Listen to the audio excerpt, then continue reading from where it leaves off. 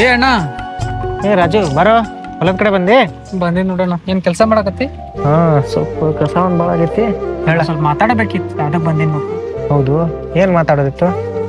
ನಂದು ಸಾಲ ಸಂಬಂಧ ಭಾಳ ಆಗೈತಿ. ಹ್ಞೂ. ಅದಕ್ಕೆ ನನ್ನ ಪಾಲಿನ ಆಸ್ತಿ ಮಾರ್ಕೋಬೇಕು ಅನ್ನತ್ತೀನಿ.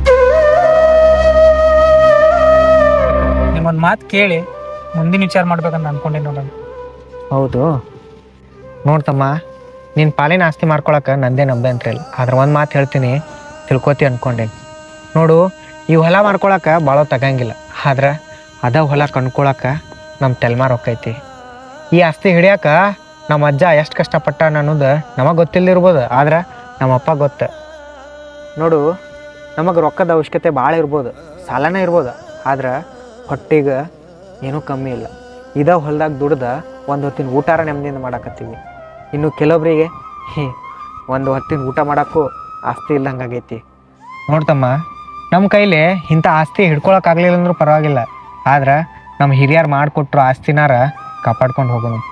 ಇಂಥ ಆಸ್ತಿಗಳು ಒಂದು ಸಲ ಕಳ್ಕೊಂಡಿವಂದ್ರೆ ಸಿಗೋದ ಭಾಳ ದೊಡ್ಡ ಮಾತು.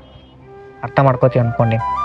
ಆಯ್ತಣ್ಣ, ಸಾಧ್ಯ ಆದಷ್ಟು ನನಗೆ ಎಷ್ಟು ಆಕೈತ್ಲ ಅಷ್ಟು ಸಾಲನ ದುಡ್ಡು ತೀರಿಸ್ತೀನಿ. ಆದರೆ ಇನ್ನೊಮ್ಮೆ ಈ ಹೊಲದು ಮಾರೋ ವಿಚಾರ ನಾನು ಯಾವತ್ತೂ ಮಾಡಂಗಿಲ್ಲ. ನೋಡು, ನಿನಗೆ ಎಷ್ಟು ಸಾಧ್ಯ ಆಕೈತ್ಲ ಅಷ್ಟು ದುಡ್ದು ಸಾಲ ತೀರಿಸು. ಆದ್ರೆ ಇಂಥ ವಿಚಾರಗಳು ಬಿಟ್ಬಿಡು. ಮುಂದೆ ಆ ದೇವ್ರು ನೋಡ್ಕೊತಾನೆ. ಒಳ್ಳೇದಾಕೈತಿ.